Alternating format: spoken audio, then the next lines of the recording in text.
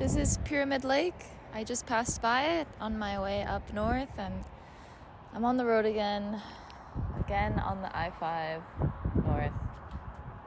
This time I am going to a earth building workshop camp thing for a few days, and then after that I'm going on a very special trip, an anniversary trip, I shall say.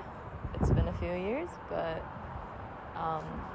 you will see what that trip is, but it's a secret.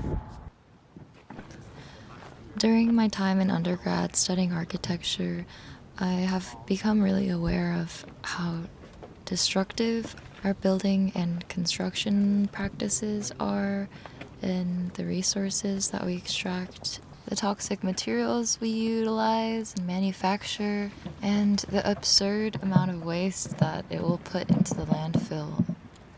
And so, thanks to the internet, I have stumbled upon the amazing community of humans who are learning natural building methods, techniques that have been used by humans for a super long time and are still used today. And thus, I came here to Northern California's coast, learning how to utilize light straw clay, which will be used as the insulation material for a 2-story house.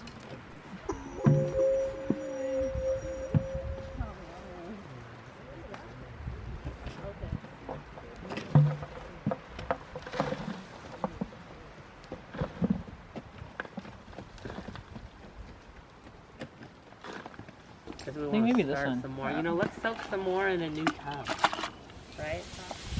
So, the people who live here are you and Abby? Abby just moved here, yeah. And Maggie is coming tonight, and she lived here for 2 months. She lived here? She was like, I'm calling them my interns, but honestly, I don't know if they're learning that much. We'll see. Well, I'm sure they're learning so much. So do you usually take one intern at a time? Yeah, but if you want to be in a tent, it's not so bad here.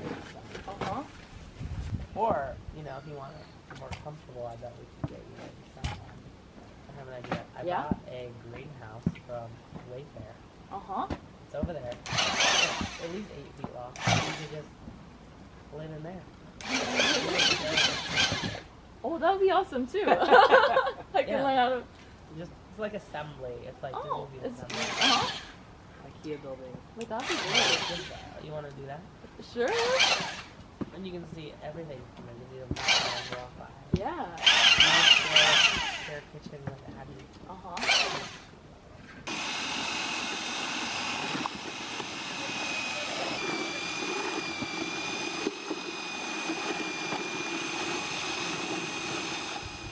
And then put the drill mixer to a heavy cream consistency, I would say. And then screened through this screen here.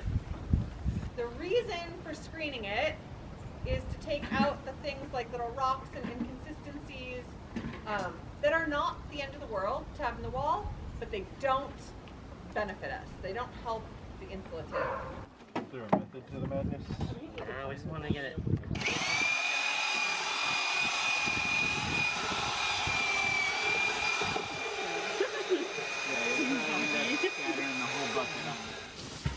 And we'll kind of also get a feel, right? Like tomorrow when we go to put it in the wall, it's like, it could have been a little stickier. So I would say like,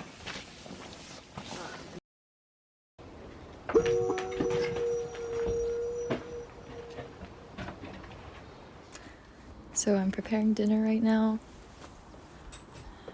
It's kind of an intro day to this workshop, natural building workshop, camp thing. This is a kitchen. And they provide lunch and breakfast, so dinner's on us. But what a day. What a freaking day. So, what happened is I got in a little car accident. And my car is not functioning. And it might take a few weeks to fix it. And I'm around 10 hours from home. but I'm here. Thankfully, it happened when I arrived. So, potentially, I might stay here for a few weeks, maybe a few months, and do a work exchange as an intern and help build. This is how the ball has rolled. Don't know how this happened, but I don't know, it's kind of exactly what I've been wanting. Maybe it didn't have to happen this way, but it did, so. Yeah, and I didn't have a lot of time to prepare packing for food. I had a few hours helping my sister move and all that.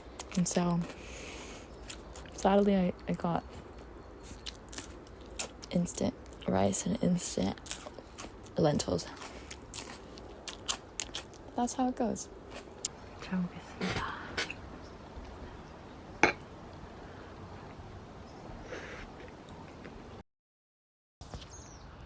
This is my home for the night. I'm trying to get used to a tent that doesn't stand upright on its own. And it's alright. Not my favorite, but it's doable.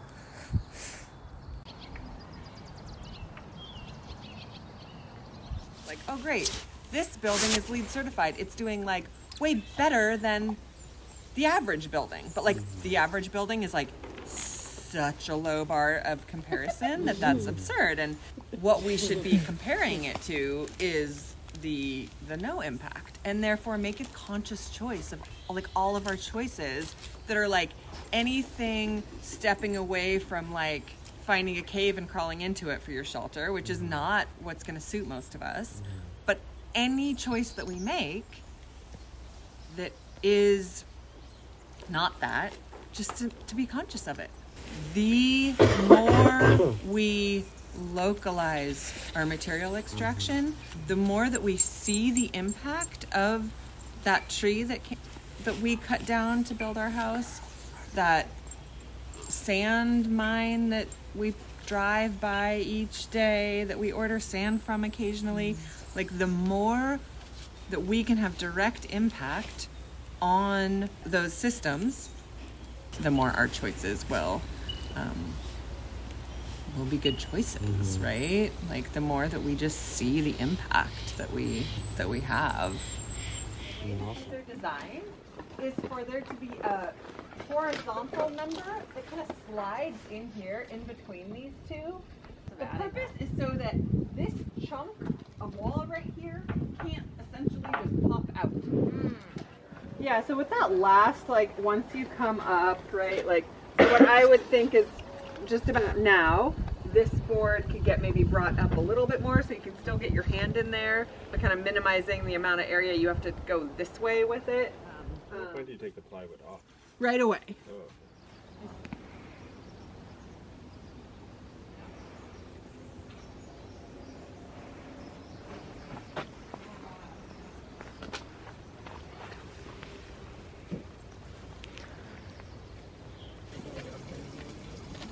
I've developed quite an eye for these things.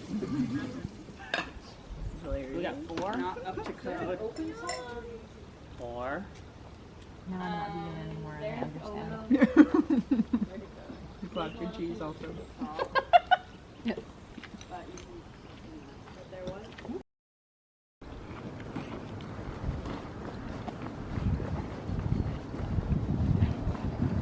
It's the living quarters? That's where I live, yeah. May I look at it? Yeah, of course.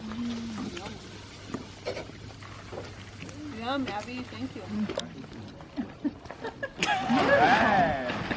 Where's it from? This is from digging the septic. It's all sandy, really low, like 2 feet down. Sandy is good, apparently, for food. Rolled out the paper, you know, like craft paper, like picture paper. Roll it out, and then I put construction glue, and I put this all along. And it sticks to it. And then you can like roll it up, and then you kind of made like a bat, homemade little bat. Then you should be able to run And this is very labor intensive. Hours. And then I stapled that like you staple that. And then I put the wood in the fabric. And wool's like that. It's like a magical material. It's already resistant to bacteria.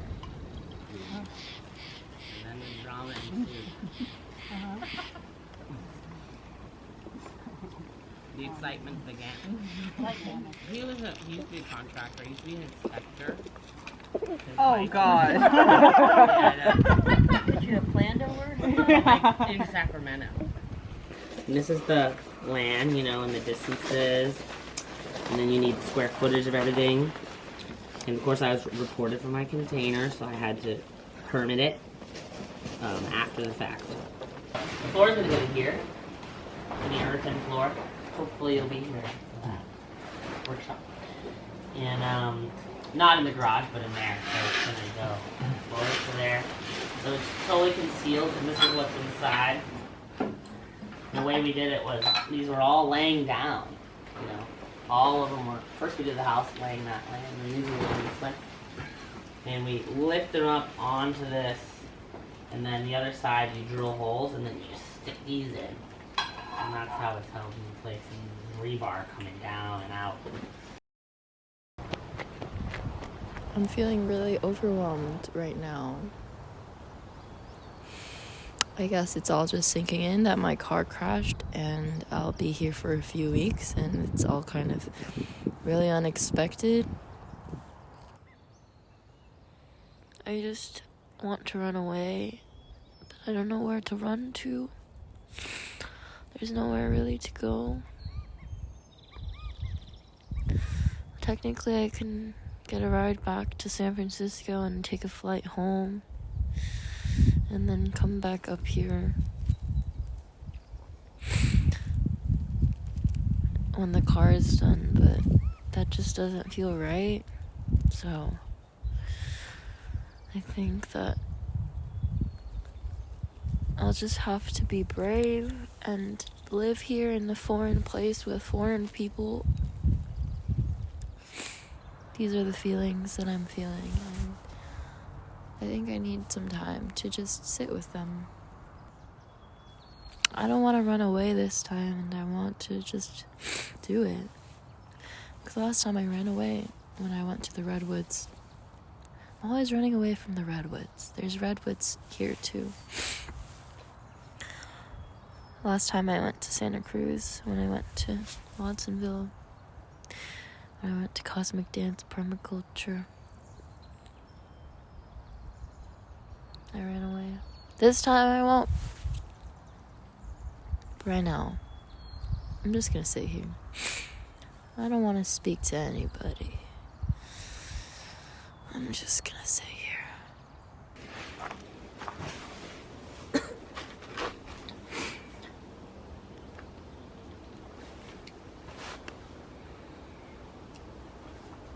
It's really cold. I feel like I'm dying. Fast forward a few days. Zoom. Ended up in this room. So grateful. But I got really sick in the last 2 days, and I also started my period, so a lot of things that are making sense. The way my body was feeling, the way my emotions were just so big and so strong, and really taking over my whole sense of reality. And now I'm seeing the light again, even though my lungs are not in the best condition right now. But I'm taking it day by day, and I'm so grateful to Sam, who's the kind of owner of this property, who let me stay in this room, which is his guest room, and I was really suffering in the tent. I love sleeping in tents and I love camping so much, but it's not really fun when it's windy and damp and really cold and you're really sick. And every time you hit the roof of your tent, cold water drips down into your scalp, because the tent is really small and it's a backpacking tent, and luxury is so nice. Having a roof over your head is so nice, and a place where you can stand up is really, really, really nice, and I'm really grateful. So yeah, but I don't know what's going on with the car yet, and we'll see what happens. But at West's property, we're going to be building out a greenhouse, and that might be my home for the next few weeks. Yeah, so I'm gonna get on over right now, and we're gonna build it out. But this is Sam's awesome collection of mushroom and foraging and plant and yeah, books, and I want to read some. I've started mycelium running. You guys know mycelium running? Mycelium running. Yeah. Wish me luck.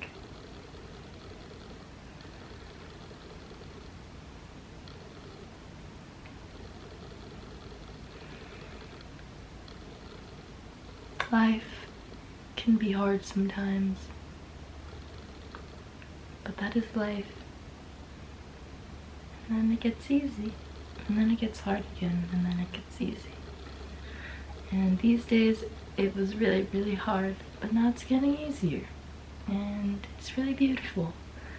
But I've ended up here. Okay, bye.